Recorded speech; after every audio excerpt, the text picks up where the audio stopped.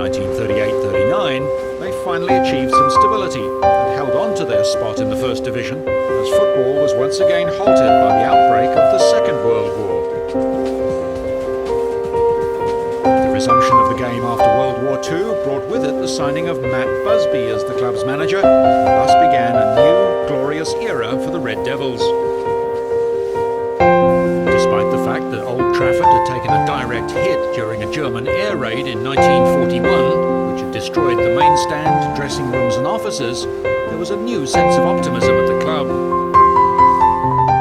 His revolutionary management ideas, which had been gleaned during his service in the war, saw him fail to land a job with his former club, Liverpool. However, the board at Man U were more than happy to accept Busby and his innovative leadership style. He insisted on picking his own team and coaches, as well as directing the team's training sessions, roles that had previously fallen to the board's directors. He also appointed Jimmy Murphy, whom he'd met during the war, as his right-hand man. The Busby-Murphy combination found immediate success, with a side consisting of a mixture of young local players and experienced footballers. They finished second in the championship in 1946-47, the first season after the war. This second placing was Man United's best result in 36 years. The horrors of the yo-yoing 30s seemed to be behind them. Busby's side won their first trophy the following year when they beat the formidable Blackpool lineup of Stanley Matthews, Stan Mortensen and Harry Johnson in the 1948 FA Cup final. This sweet victory came 39 years after United's previous FA Cup win in 1909. It was the first major trophy the Red Devils had won since the League Championship in 1911. With confidence and hope flooding back into Old Trafford, Busby led Man U to 5 great seasons following the war, including 4 second-place finishes and 1 fourth. Belief that their beloved Red Devils were on their way to claiming that elusive league title brought fans flooding back to Old Trafford in their thousands.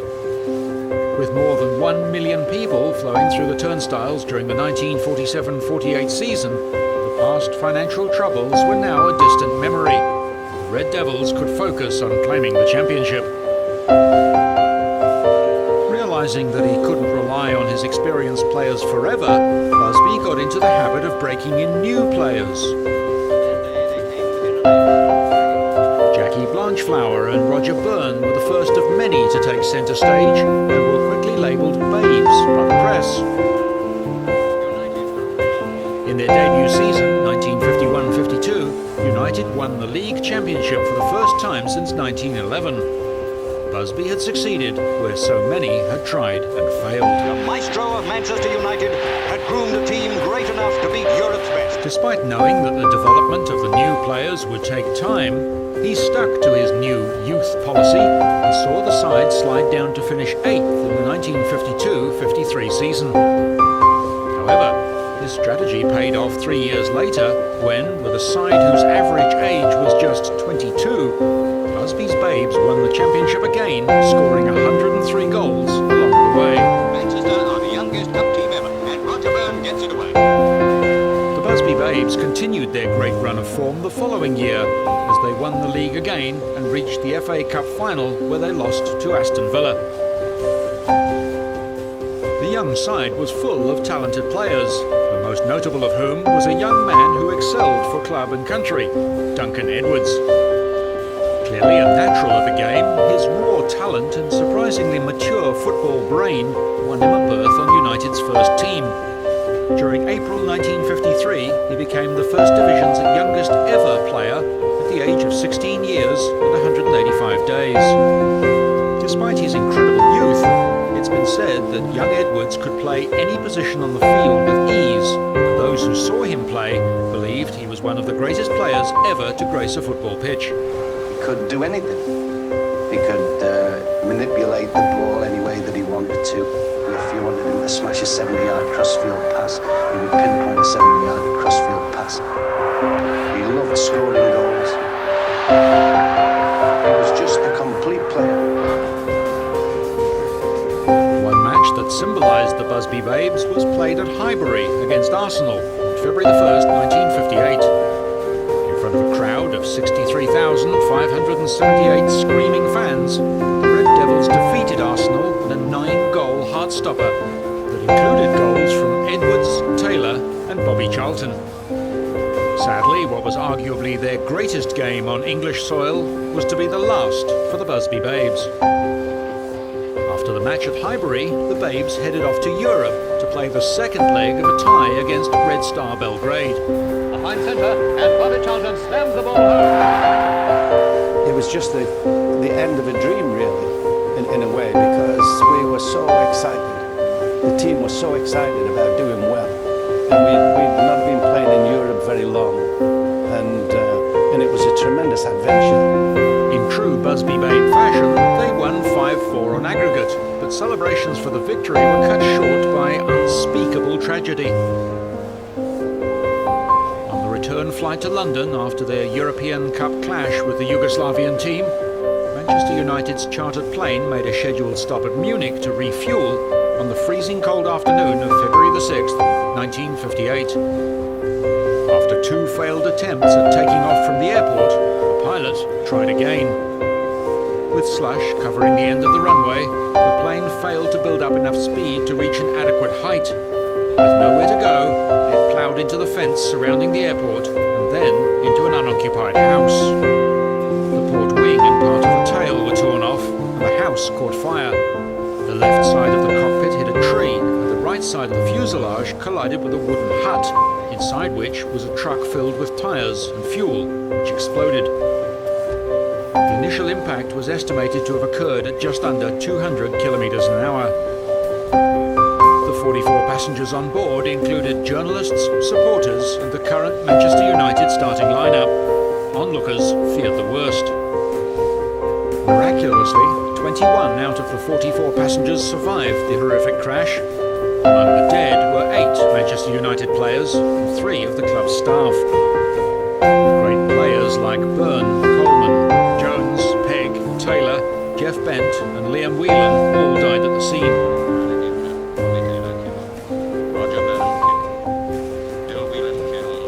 Young football prodigy Duncan Edwards was to die of his injuries 15 days later in a German hospital. Edwards was just 21. The disaster plunged the club and its home city, along with the entire football community, into a long period of mourning. Many believed that Manchester United would never fully recover from the physical, psychological and emotional wreckage of such a terrible tragedy. If there was a shred of inspiration that could be salvaged from the crash, it was the remarkable survival story of a young Bobby Charlton, who was dragged from the burning plane by United's goalkeeper, Harry Gregg. I don't understand why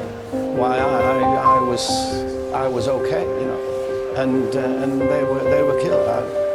I never come to grips with it. I see quite a few of the relatives, you know, from time to time, and I do feel a little bit guilty.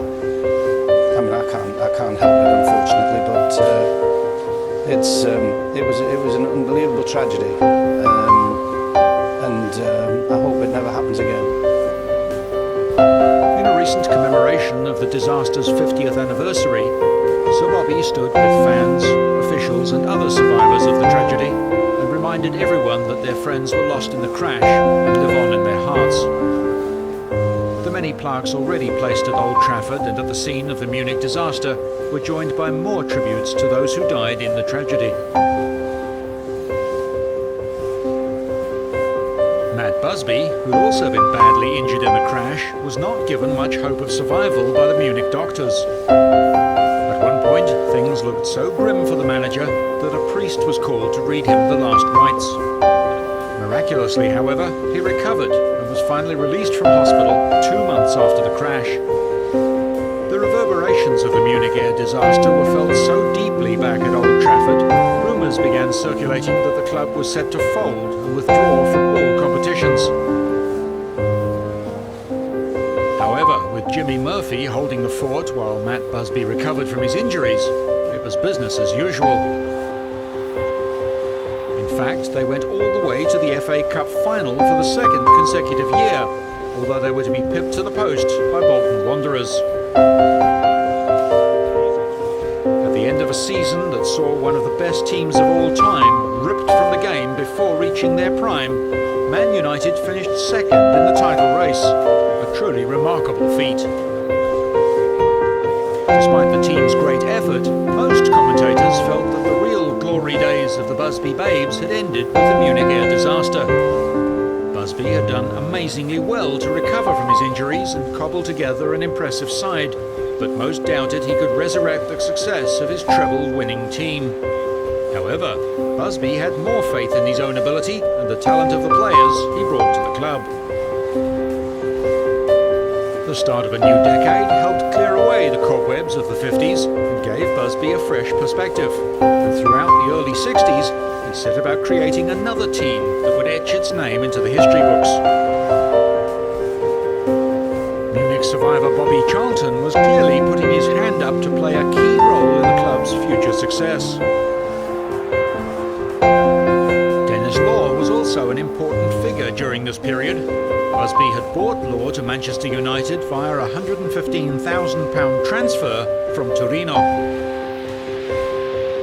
Manchester United's fortunes almost mirrored the pattern of the previous decade. As the young players were settling in, the club's form in the first few seasons of the 1960s saw lots of ebb and flow.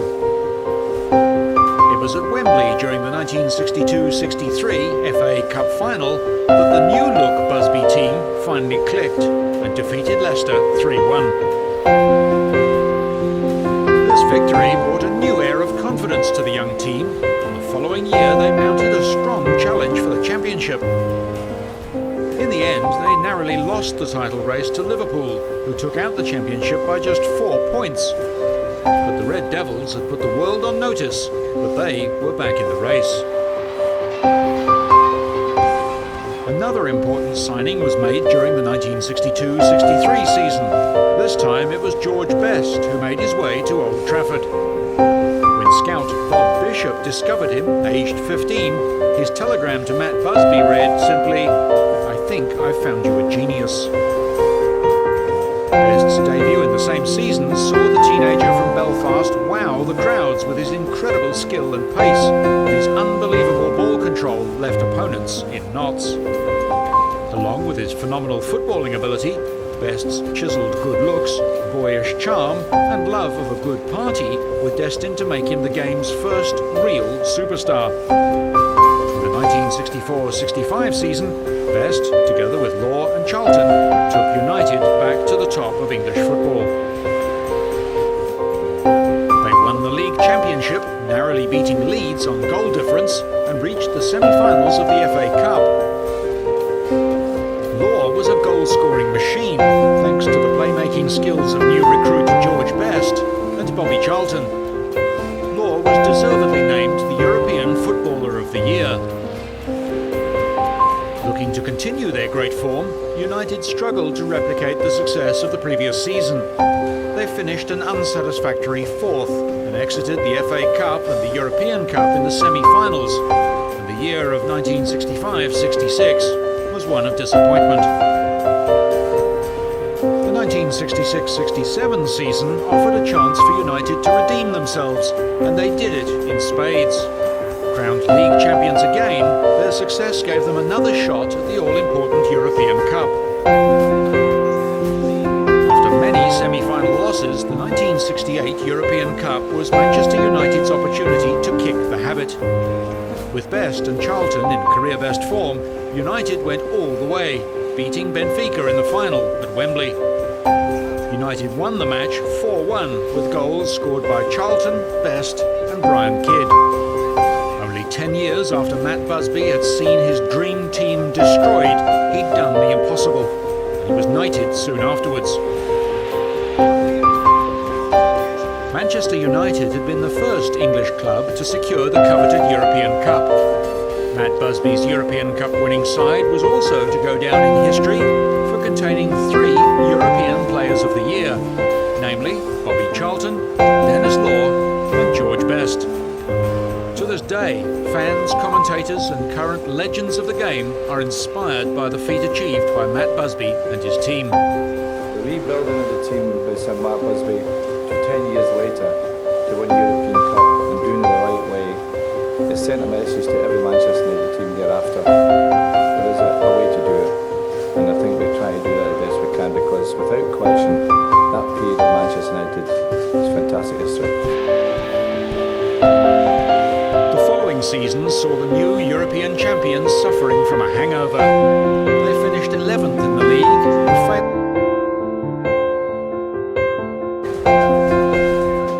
This easy access to information has created a global fan base of massive proportions.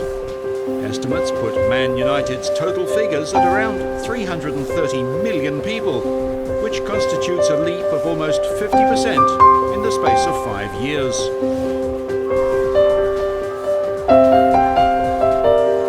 This dedication to their label, combined with their recent success over the last 2 decades, has enabled Manchester United to reign off the field as well as on. Over the past few years, they've taken on Spanish superclub Real Madrid in the battle to become the world's richest football club. Thanks to its reported annual turnover of well in excess of £200 million, Manchester United has become a force to be reckoned with in the business arena.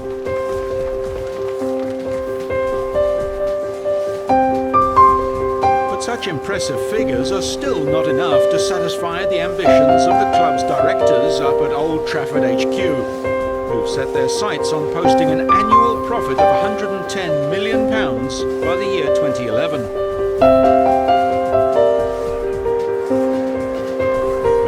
The club's former superstar midfielder David Beckham, the Manchester United brand is thriving throughout Asia. Regular visits out east ensure that the connection stays strong, and the fans clearly can't get enough of the Red Devils. Asia's exploding economy makes it a key factor in Manchester United's plans for global domination. Another vital ingredient in their recipe for success will undoubtedly be the team's continued brilliance on the pitch. Entitled to lay claim to the title of England's most successful club, Man U has won 9 premierships in the last 16 seasons, never finishing lower than third. The team's phenomenal success over recent years is most regularly attributed to the efforts of Alex Ferguson, who signed on as manager on November the 6th, 1986. Since finishing second in the title race for the 1979-80 season, the Red Devils had fallen into a slump. Then manager Dave Sexton led United to an 8th place finish the following season and was subsequently sacked.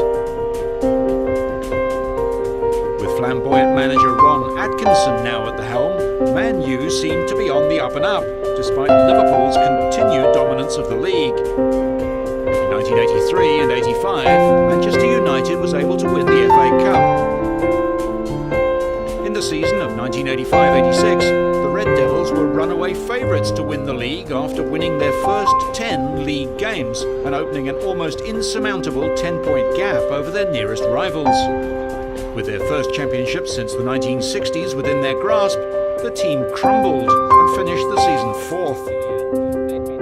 Atkinson and the team failed to recover their form, and when United found itself flirting with relegation the following season, Atkinson was sacked. The Red Devils needed a tried and tested winner to leave them out of the doldrums. Alex Ferguson had won every prize that Scotland had to offer during his tenure at Aberdeen, including the European Cup Winners' Cup, and he looked like the man for the job. Despite his credentials, Fergie's Man United fared little better than Atkinson's for the first 3 seasons, with the club finishing 11th, 2nd and then 11th again.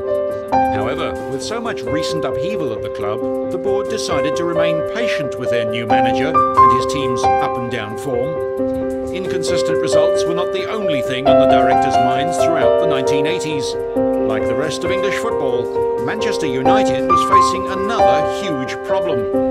The problem hailed not from the pitch, nor the boardroom, but from the grandstands. Hooliganism had become rife within the sport right across the country. Organised hooligan firms such as Manchester United's Red Army and Millwall's F Troop, which had sprung up during the 1970s, had grown into full-scale guerrilla factions. it became more and more of 1985, thugs who aligned to Millwall's F Troop were involved in large-scale rioting at Luton when Millwall played Luton Town in the quarter-final of the FA Cup. Then Prime Minister Margaret Thatcher's immediate reaction was to develop a war cabinet to combat football violence. Less than 2 months later, on May the 11th, 1985, a 15-year-old was killed when a wall collapsed at St Andrew's Stadium as fans rioted during a match between Birmingham City and Leeds United. Supporters started fighting when Birmingham took the lead, and riot police were called in to stop Leeds fans from pulling down the fencing. Eyewitness accounts put the number of rioting fans at more than 1,000. During the same month, 39 Italian fans were crushed to death during the European Cup final between Liverpool and Juventus at Heysel Stadium in Brussels. Minutes before kick-off, Liverpool fans broke through a line of police officers and ran towards the Juventus fans in an area of Heysel Stadium that contained both Liverpool and Juventus supporters. The sheer force of the Liverpool fans caused the fence separating the two groups to collapse, crushing the Italians. Many of those who died were trying to escape when the wall collapsed on top of them. As a result of the Heysel Stadium disaster, English clubs were banned from all European competitions until 1990, with Liverpool banned for an additional year. Despite the severe penalties and the shocking loss of life, it took another tragedy 4 years later before real measures were taken to put an end to the problem. In a match between Liverpool and Nottingham Forest during an FA Cup semi-final, 96 fans were crushed to death, 766 injured and 300 taken to hospital as a surge of fans entering the terrace crushed those closest to the ground into the fence surrounding the pitch. Despite an investigation into the disaster, which found it had been the result of poor crowd control rather than hooliganism, the British government introduced the Football Spectators Act, which led to stricter rules regarding stadiums and football memberships. Inside the Hillsborough Stadium, workmen have just finished building 10-foot-high fences costing £6,000. These will literally cage in the rival Leeds and Manchester fans at opposite ends of the ground. With confidence in the Football Association at an all-time low, stadiums in desperate need of repair, clubs banned from European competition, and unnecessary deaths a regular occurrence, the FA was left with no choice but to administer a complete overhaul of the league. After many late-night brainstorming sessions and years of planning at FA headquarters, developments were given a boost by a lucrative £12 million sponsorship deal from Carling. And in 1992, the brand new English Premier League was formed. Both Alex Ferguson and Manchester United were looking for. Their previous form slumps of the First Division were no longer relevant, and despite Manchester United taking out the FA Cup in 1990, as well as sharing the FA Charity Shield, they were a long way off winning the ultimate glory, the League Championship.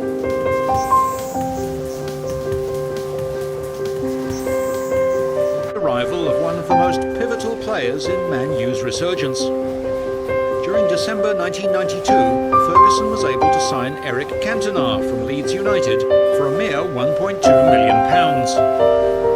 The Frenchman, who contributed to Leeds United's First Division Championship in 91-92, was on the verge of greatness.